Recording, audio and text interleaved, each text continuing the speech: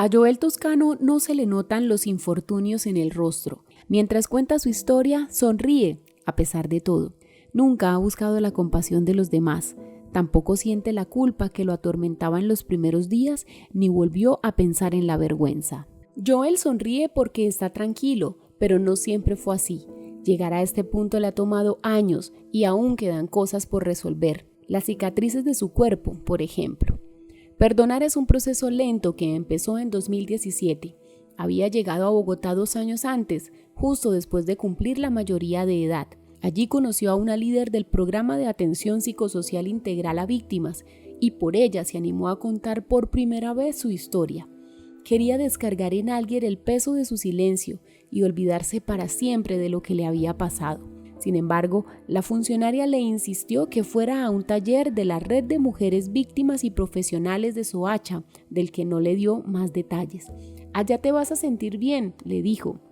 Solo cuando estuvo en el taller, Joel supo que era un espacio exclusivo para víctimas de violencias sexuales.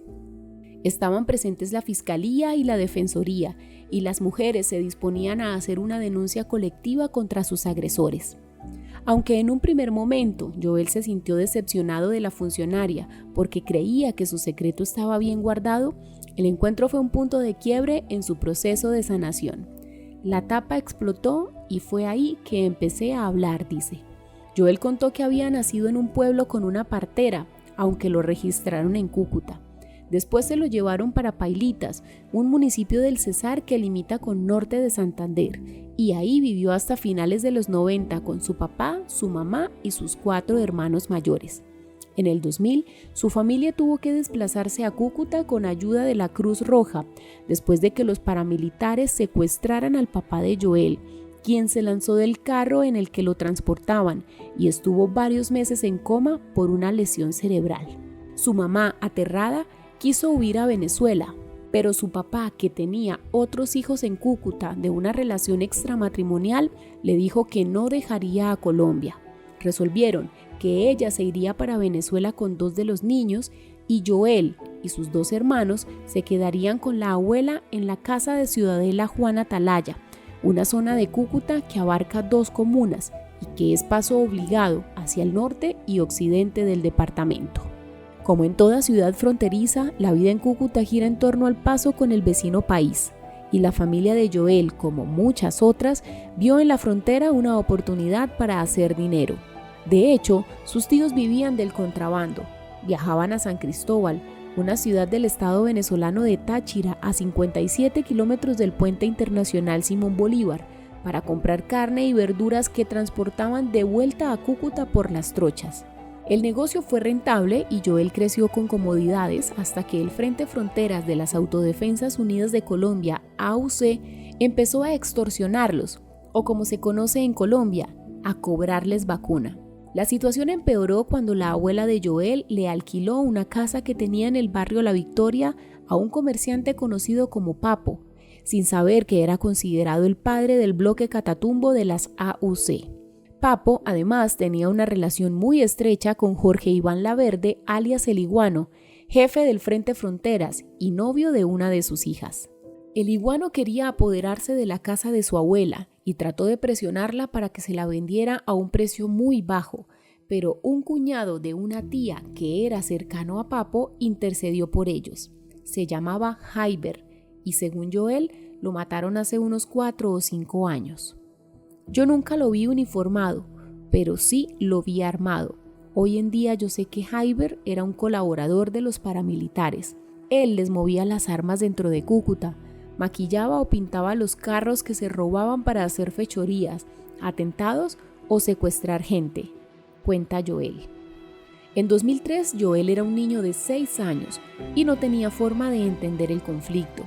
Tampoco desconfiaba de Jaiber, que era un viejo conocido de su familia, y por eso accedió a ir con él cuando le dijo que lo acompañara a entregar unas pinturas al otro lado de la autopista, en el barrio Chapinero, en Ciudadela Atalaya. Cruzaron la carretera a pie y esperaron. Jaiber cargaba al hombro una lona negra, donde Joel suponía que llevaba latas de pintura como las que había visto en su taller de latonería. Un rato después, un carro paró justo donde ellos estaban. Hyber se acercó con la lona hasta la puerta delantera, pero en vez de recibir el paquete, los hombres le pidieron que se subieran.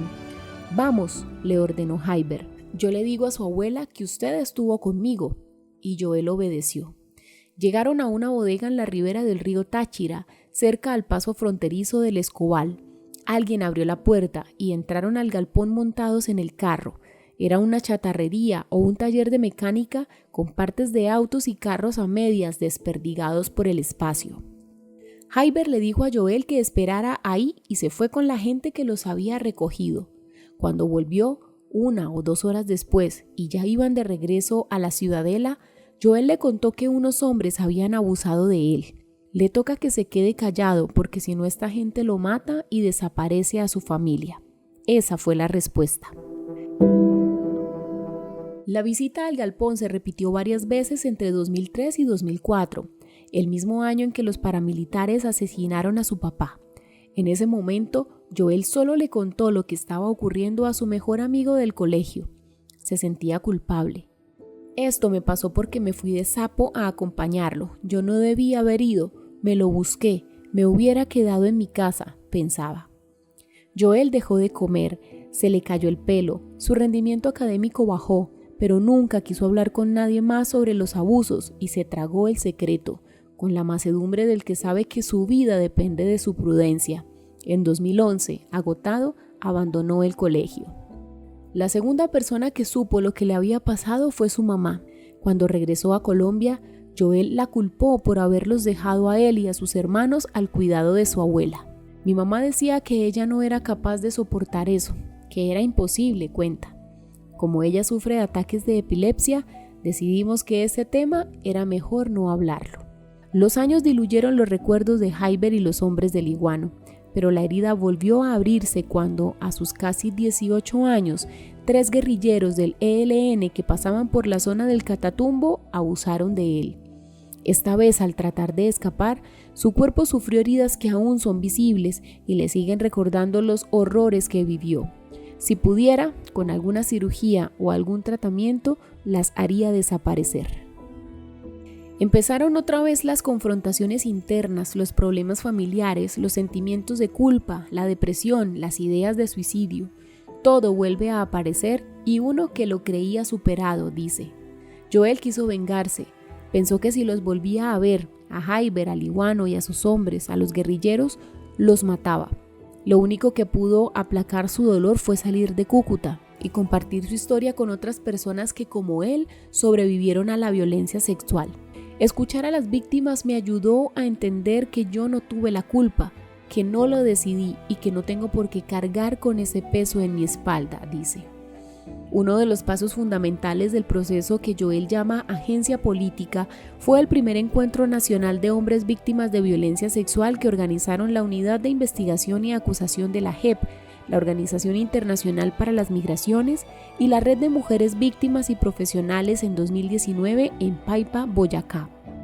De ese encuentro nacieron certezas, preguntas, reflexiones y lo que sería más tarde el primer informe de la Comisión de la Verdad sobre hombres heterosexuales víctimas de violencias sexuales en el marco del conflicto armado. Joel confirmó, por ejemplo, que es más fácil denunciar siendo hombre que mujer y explica: a las mujeres les ha tocado demostrar que lo que dicen es verdad, que no se lo buscaron, que no dicen mentiras. Eso a los hombres no nos pasa. Cuando denunciamos, sentimos de parte de los funcionarios esa compasión de pobrecito, le tocó duro, valoro su relato, su historia es muy fuerte, y eso no está mal, pero así debería ser para todos. Eso no significa que atreverse a denunciar sea fácil para ellos en una sociedad que aplaude al hombre guerrero. Según Joel, muchos hombres víctimas van al gimnasio porque sienten que si son más fuertes, están protegiendo su masculinidad. Para Joel, sin embargo, lo más difícil es preguntarse por su condición de hombre, sabiendo que casi todos los victimarios de abuso lo son. Cuando su hija nació hace 3 años, no sabía cómo acercarse y tocarla sin sentirse un violador. Ahora sabe que la violencia sexual no tiene por qué estar ligada a lo masculino y que él puede ser un hombre heterosexual diferente al imaginario que forjó la guerra en Colombia. Joel es el hombre que no viola, que no maltrata y que busca proteger a los que lo rodean. Eso es ser un hombre para mí, dice.